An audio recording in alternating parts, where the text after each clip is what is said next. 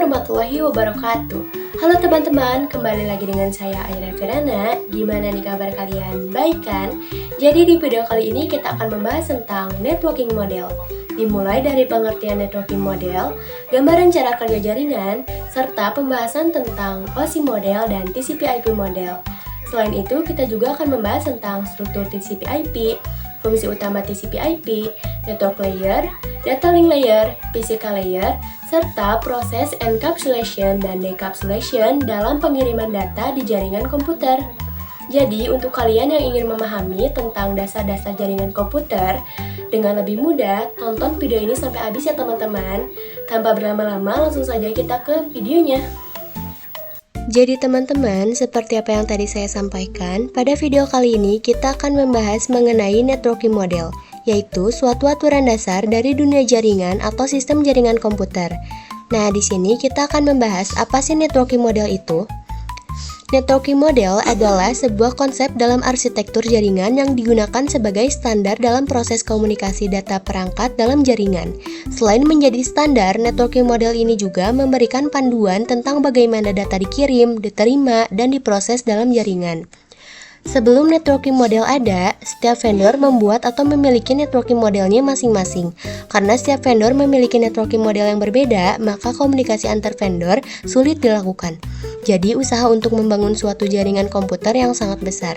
Oleh karena itu, dibuatlah standar atau spesifikasi minimum oleh ISO, International Organization for Standardization, pada tahun 1984, yaitu dengan nama OSI, Open System Interconnection, atau bisa juga disebut dengan OSI 7 Layer Model. Nah, teman-teman, ini adalah gambaran networking model atau yang disebut dengan model OSI layer. Nah, di sini bisa teman-teman lihat sudah tersusun rapi dimulai dari application, presentation, session, transport, network, data link, dan physical.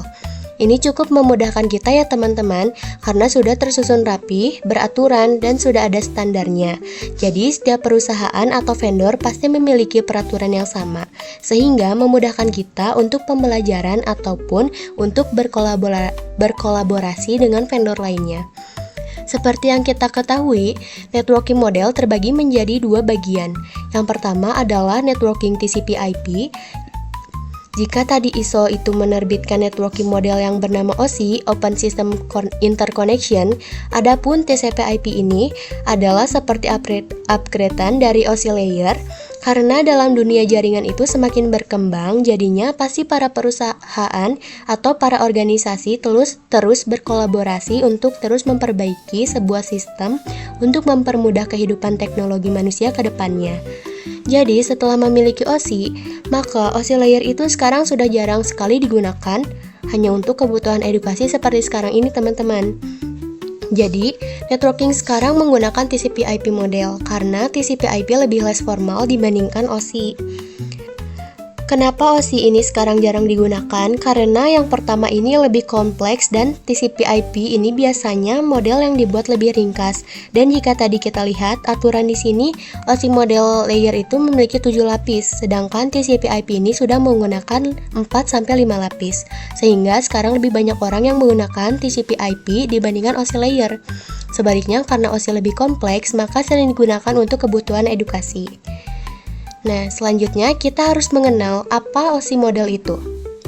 OSI model dikembangkan oleh International Organization for Standardization atau ISO sebagai kerangka kerja untuk menghubungkan sistem yang berbeda dalam jaringan. OSI model memecah proses komunikasi menjadi 7 lapisan dari fisik hingga aplikasi untuk memberikan standar komunikasi yang konsisten. Selanjutnya ada TCP/IP model atau Transmission Control Protocol, Internet Protocol. TCP/IP model juga dikenal sebagai protokol internet, merupakan dasar dari jaringan internet dan didesain lebih sederhana dibandingkan dengan OSI model dengan hanya 4 lapisan. Model ini dibuat oleh US Department of Defense. Model ini menggunakan fungsi beberapa lapisan OSI ke dalam satu lapisan yang lebih luas. Sebenarnya sama saja seperti model OSI. TCP/IP ini bekerja dengan cara yang pertama adalah cara kerjanya yaitu memecah data menjadi paket-paket kecil sebelum ditransmisikan ke media lain yang disebut sebagai layer. Yang kedua, paket dikirimkan melalui router. Router berfungsi untuk mengirimkan sekaligus menentukan rute pengiriman paket data. Dan yang terakhir, jika paket sudah terkirim dan sampai di alamat tujuan, selanjutnya layer TCP/IP akan menjalankan tugasnya masing-masing, mulai dari penerjemahan sinyal menjadi data, hingga akhirnya disusun menjadi sebuah file utuh. Selanjutnya di sini ada struktur OSI dan TCP/IP model. Nah, di TCP/IP ini ada beberapa gabungan dari OSI menjadi satu. Kalau kita lihat perbandingan antara OSI TCP layer itu ada 4-5 layer. Sedangkan OSI itu ada 7 tahapan yang dimulai dari physical, data link, network, transport, session, presentation, application. Kalau di TCP itu, application dan presentation itu diringkas menjadi satu, jadi cukup di application saja. Begitupun transport menjadi transport, network menjadi internet, dan data link physical itu menjadi link saja.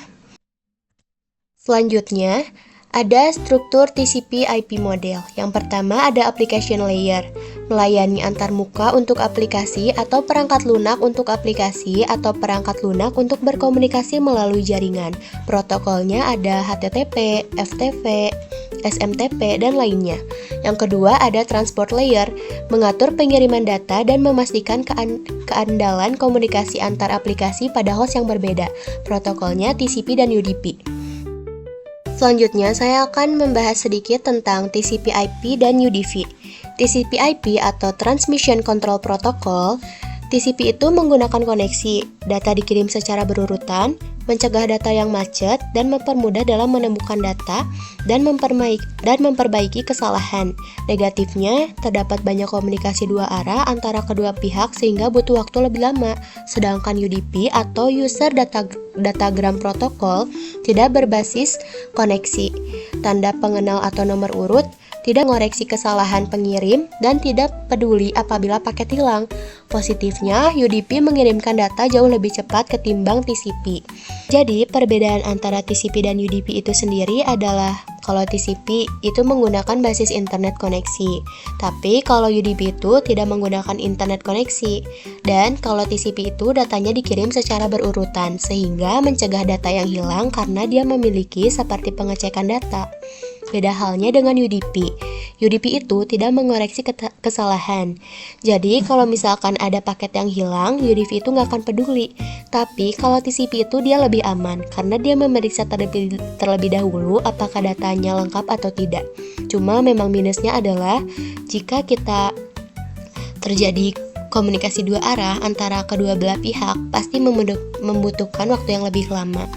Tapi kembali lagi ke UDP, karena dia tidak memeriksa, dia tidak memiliki aturan, maka dia akan lebih jauh cepat. Jadi ada plus minusnya ya teman-teman antara TCP dan UDP ini. Selanjutnya ada fungsi utama TCP/IP model. TCP/IP model lebih berfokus pada fungsionalitas dan efisiensi dibandingkan dengan OSI model. Dengan fungsi utama, yang pertama ada menyediakan standar komunikasi dalam jaringan dan internet. Yang kedua mengurangi kompleksitas dengan menggabungkan beberapa lapisan OSI. Dan yang terakhir menyederhanakan protokol dengan hanya menggunakan 4 lapisan inti. Selanjutnya ada TCP/IP Network Layer. Network layer atau lapisan jaringan merupakan proses di mana setiap perangkat komputer diberikan identitas berupa IP address.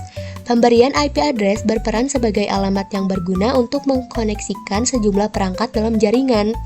Selain itu, IP address juga dapat mencegah terjadinya kesalahan alamat ketika dilakukan pengiriman paket.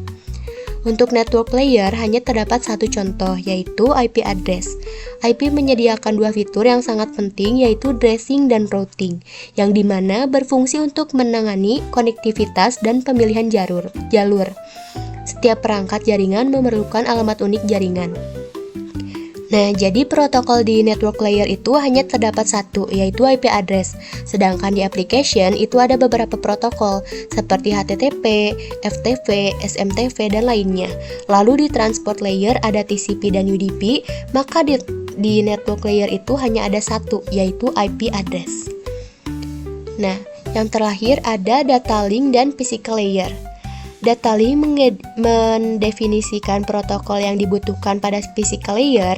Salah satu fitur pada data link layer ialah FCS, Frame Check Sequence, yaitu Error Detection Mechanism. Hanya mendeteksi error tanpa recovery. Addressing yang digunakan pada data link layer adalah MAC address. Physical layer mendefinisikan cabling pada suatu jaringan komputer, mendefinisikan secara fisik apa yang digunakan untuk menghubungkan antar device. Selanjutnya teman-teman, ini yang terakhir adalah encapsulation dan decapsulation.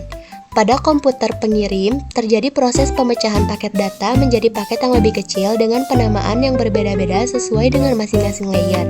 Setelah paket dipecah-pecah menjadi potongan yang lebih kecil, juga dilakukan proses pembungkusan paket data yang disebut dengan encapsulation. Pada komputer penerima, terjadi proses sebaliknya, yaitu proses pembukaan bungkusan paket yang diterima dari pengirim decapsulation dan proses penggabungan kembali pecah-pecah paket data menjadi paket data yang utuh. Nah, jadi begitu ya teman-teman. Mungkin itu saja yang bisa saya sampaikan tentang materi dari networking model ini. Semoga apa yang saya sampaikan ini bisa berguna untuk teman-teman ya. Dan mohon maaf jika terdapat kesalahan kata atau kekurangannya materi yang saya sampaikan. Segitu saja teman-teman. Wassalamualaikum warahmatullahi wabarakatuh.